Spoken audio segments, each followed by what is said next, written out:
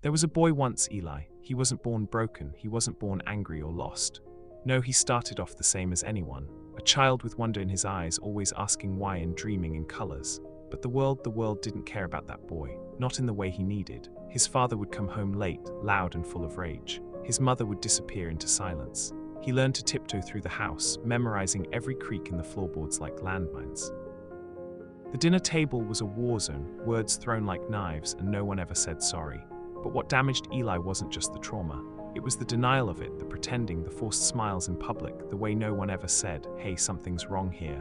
That gaslighting of reality itself became the poison. You see, a human mind is resilient, but it's not invincible. Trauma doesn't just sit in memory. It embeds in the body. It warps the nervous system. It rewires how someone sees the world, others, and most tragically, themselves. It teaches a child that they are not safe, not worthy, not real. And over time, that child grows. The mask grows with him. Eli became charming, funny. He learned how to read people, to shapeshift into whatever they needed. He became a master at it. And yet underneath he was empty, hollow, like a room abandoned after a fire. Walls still standing, but the soul gone. That's what unprocessed trauma does. It splits the self. Carl Jung once said, "The greatest tragedy of the family is the unlived lives of the parents." Eli inherited that tragedy, not just in genetics, but in the silence, in the suppression, in the cold legacy of emotional neglect. He didn't go crazy in a flash. It started with the insomnia, the feeling that something was always wrong, even when everything seemed fine. Then came the paranoia, the rage, the self-hatred. He couldn't trust anyone, not even himself.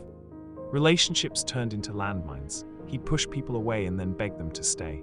Love became a battlefield where he played both soldier and saboteur. He tried therapy once, told the therapist he couldn't feel anything anymore, that his dreams didn't make sense, that sometimes he would look in the mirror and not recognize the man staring back. They told him it was anxiety, depression, but labels couldn't touch the real monster, the buried pain he never learned to speak. Because when trauma is ignored, it doesn't disappear. It hides, it festers, it waits, and one day it comes out. Maybe in a breakdown, maybe in addiction, maybe in the sudden silence of someone who used to laugh the loudest. Eli began talking to himself, not just random thoughts, but conversations, arguments, screams. He'd walk past mirrors without blinking. He started carrying a notebook, scribbling thoughts that made no sense to anyone else. Friends said he changed. But the truth is, he was always like this. He just ran out of energy to hide it. That's what no one tells you about going crazy. It's not madness, it's exhaustion. It's the soul giving up the performance. When a person has spent their whole life suppressing their wounds, their fears, their trauma, eventually the psyche fractures because the human mind is not a machine. It's a fragile tapestry of memories, emotions, beliefs, and meaning. When too much of that tapestry is soaked in pain and silence, it begins to tear. Eli started believing the voices, started seeing symbols in places that made no sense. He called it patterns. He thought the universe was speaking to him directly, not metaphorically, literally.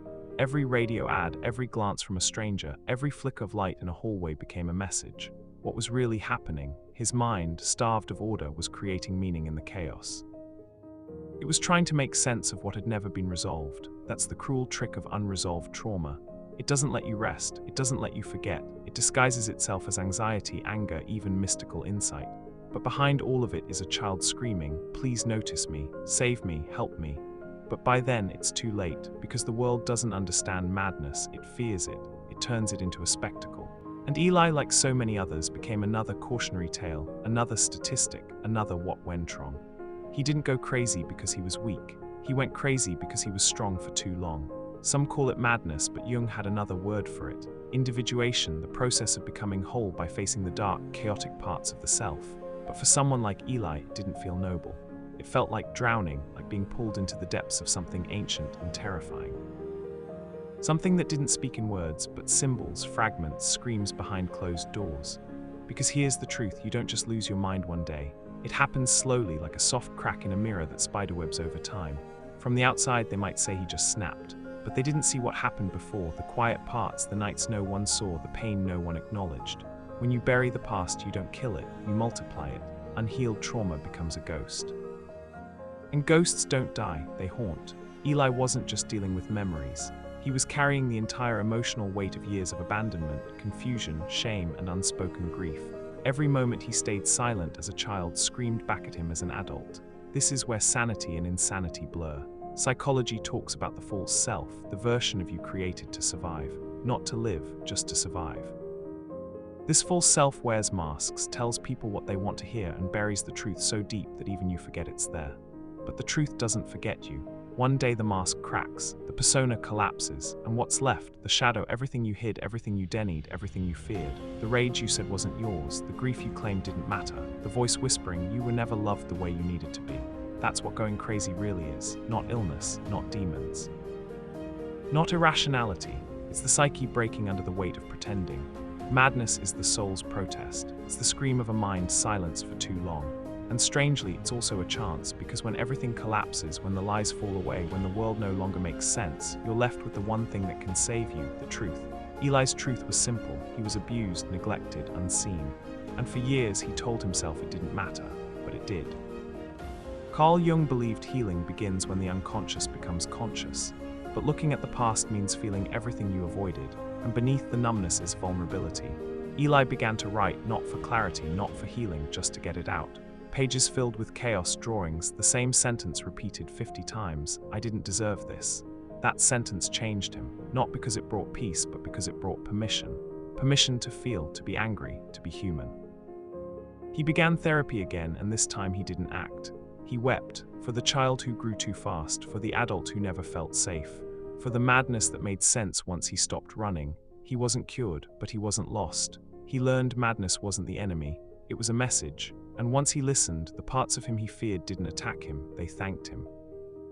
If you've ever felt like you're going crazy, if the world feels too loud, if you feel too broken, know this: you're not broken, you're buried, and healing isn't becoming new, it's remembering who you were before the pain.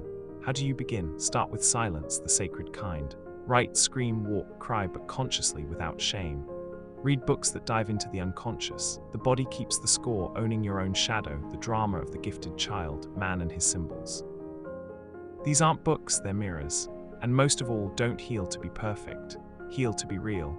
Because the world doesn't need more masks. It needs people who have survived their shadow and returned with light.